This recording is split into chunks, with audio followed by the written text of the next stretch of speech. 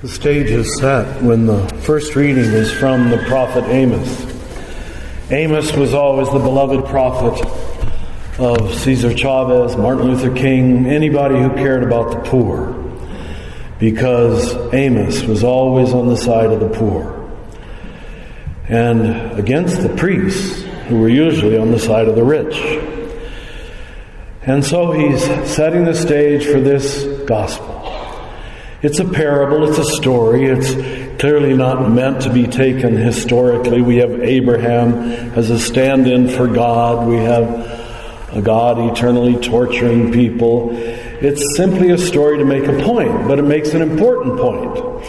And it reveals what it calls the huge chasm, the unbridgeable chasm between the rich and the poor. How they cannot understand one another because they live in different worlds. And the rich man, he's not described as a bad person. It doesn't say that he earned his money unjustly. It doesn't say he's mean. It just says he's totally unaware. As we say, he doesn't have a clue. He's alone. He's apart. That's the temptation when we're too comfortable. When we're on the side of prosperity and riches, we can live in an isolated world where we not just don't know, but don't care.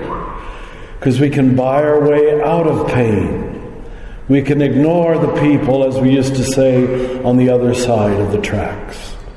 So the tracks are laid clear here that the rich man lives very comfortably, throws his scraps at the feet, and there are the poor who only get the scraps. Things don't change, do they? It's the same world today. Where in our country, 1% owns more than the other 300 million put together. Sort of unbelievable in a country that thinks it loves equality and democracy and fairness. When you and I were growing up, the top guy earned maybe 30 times more than the janitor or the servant. Now it's 265 times more. And that gap just keeps increasing. And we have a Congress that is afraid to give the health care to its own people that it enjoys 100-fold over. There's a huge unawareness and uncaring and a kind of smugness about it. We call it a sense of entitlement. Exactly what we see in this man, rich man. I have a right to it. I earned it. I deserved it.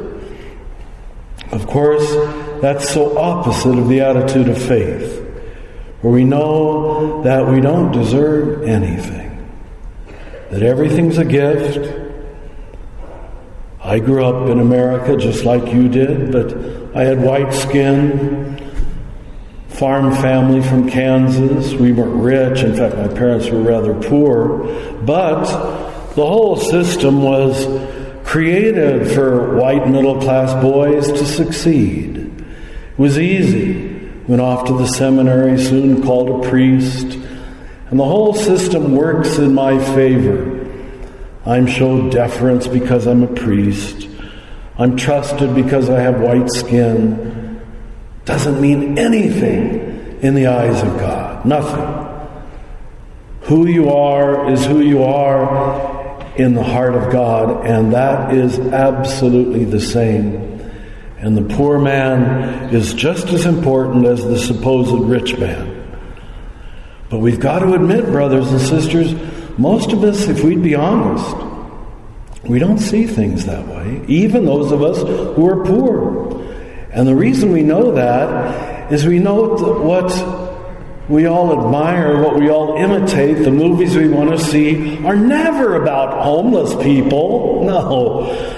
We like celebrities, don't we? We like rich people. We like the winners of American Idol, not the losers. We all admire the top and ignore and even hate and disparage the bottom.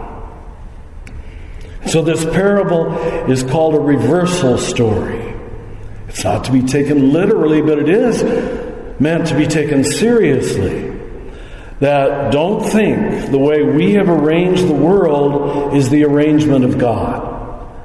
And so we have the great reversal that in the end, the rich man is on the bottom and the poor man is on the top. That's all.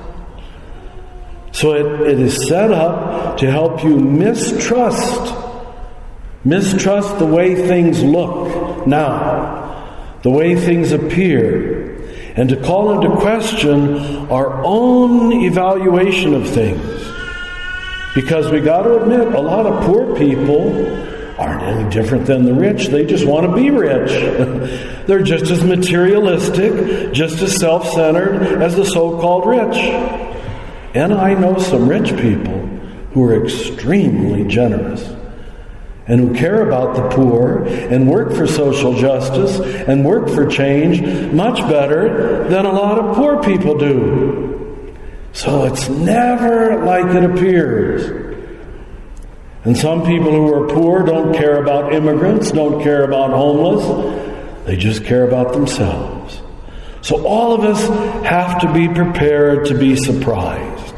And this gospel ends up as the prophet Amos, critiquing the whole system and saying, the way you look at it is not the way God looks at it.